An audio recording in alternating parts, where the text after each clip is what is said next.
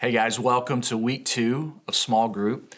I hope last week's discussion was both challenging and encouraging to you as you talked about how God might be wanting to grow your faith, especially in the area of generosity.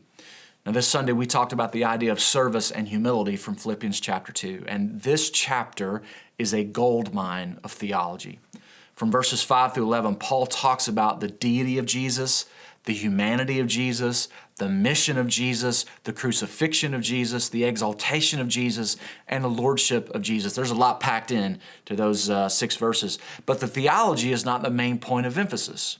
What Paul is really trying to drive home is the attitude of Jesus, the mindset of Jesus, the humility of Jesus.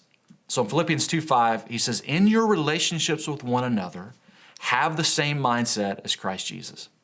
Now just imagine how different your relationships would be if you and the other person had the same mindset as Jesus. What would your family dynamic look like if everyone in your house had the same mindset as Jesus? What would change? Now, it's easy for us to think about what life would be like for us if other people in our lives had the same mindset as Jesus. But Paul says, in your relationships with one another, have the same mindset as Jesus. In other words, this is not about Janelle, who's my wife. It's not about my 16-year-old and my almost 14-year-old. It's about me. This is not about your wife or your husband or your kids or your coworkers. It's about you. So what does it look like for you to become a little more finished than you are in your relationships with others? What needs to change about your attitude as it relates to your relationships? Those are really good questions for us to ask ourselves so that we can continue to become the kind of people that we ourselves actually want to be around. But the specific context of this challenge has to do with the church and relationships in the church. One of the reasons that Paul writes this letter is to address the issue of unity in the church at Philippi. Now, it's hard for us to imagine people in the church having different opinions, but it actually happened in the church at Philippi. I'm being sarcastic, of course. The church probably has more opinions than any organization on the planet. Like, show me a church of 100 people, and I can almost guarantee you there are at least 101 opinions in that church. And that's not always a bad thing. It means that people are passionate about the church, and that's a really good thing. But when we care more about our good idea moving forward than our relationships with others moving forward, that's when that becomes an issue. And so Paul says in verses 3 through 4, "Do nothing out of selfish ambition or vain conceit. Rather, in humility, value others above yourselves, not looking to your own interests, but each of you to the interests of others." In other words, love your neighbor as yourself. That's really what Paul's talking about. And he goes on to use Jesus as the prime example to illustrate Jesus' own commandment to love God and to love each other. And so here are the questions this challenge, this teaching forces us to ask ourselves. Is this my attitude? Am I putting others above myself, or am I concerned about my own interests, my own agenda, my own ideas? Is this my way of life? Do I seek to gain all I can to help myself, or do I seek to give all I can to help others? This journey that we're on is going to cause us to confront some things about ourselves that may not be easy or comfortable. We can't accomplish this vision by giving like we've always given as a church. This is a call to greater generosity, which requires greater humility.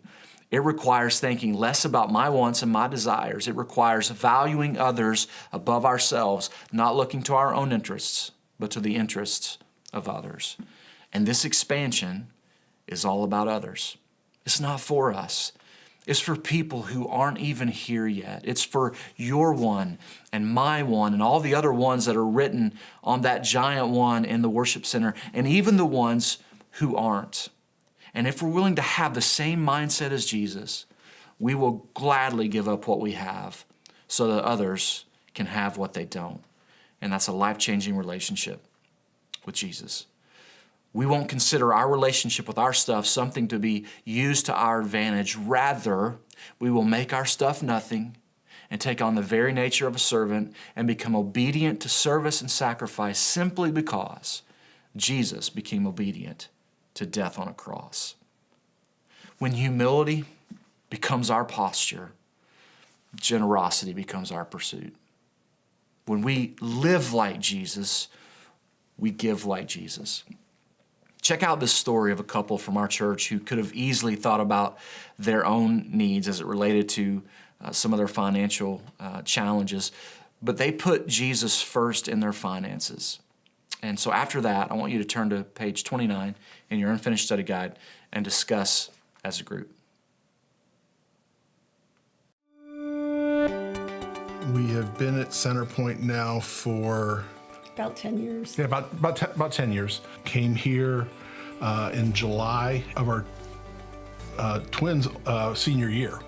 So it was very awkward to up and move them in the middle of their senior year of ministry. And but within the first year, felt right at home, and probably 6 months in, I got connected into working production here of the behind the scenes of the worship stuff, and have been doing it now for 9+ years.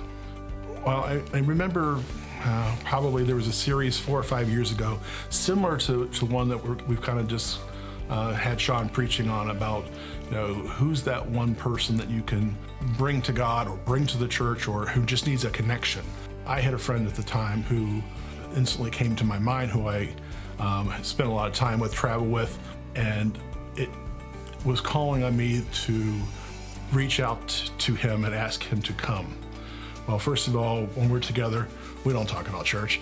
I can, quietly feel like I'm doing God's work, but to go out and evangelize, if you will, to somebody about it is just not my thing. He was struggling, and it was very easy conversation once it started, because it turned out he was also looking for something.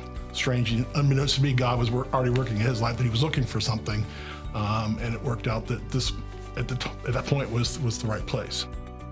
6 years ago, I lost my job due to a reduction in force. The economy was bad. I was middle management, so those jobs were hard to find.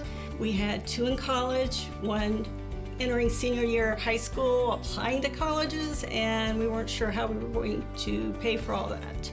I took a temporary job, and they definitely told me it was temporary. I couldn't count on that money going on.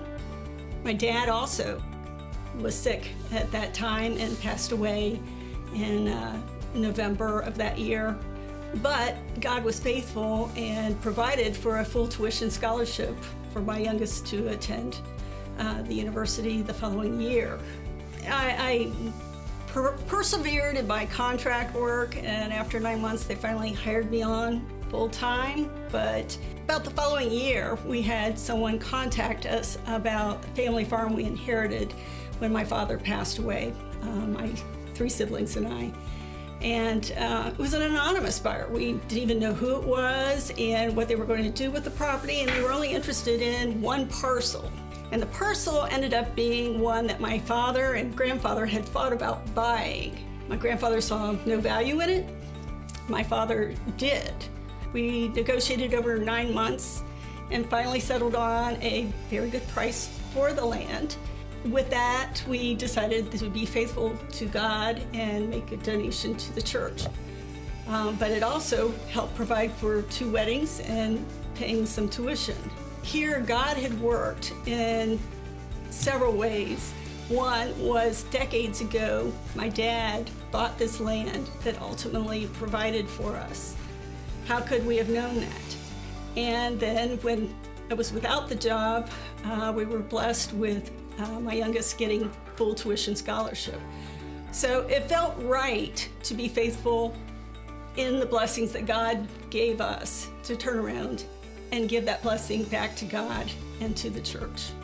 Strangely enough, when I met with Sean 3 years ago, what I was proposing to Sean was maybe we could find a facility in an area that had a kitchen.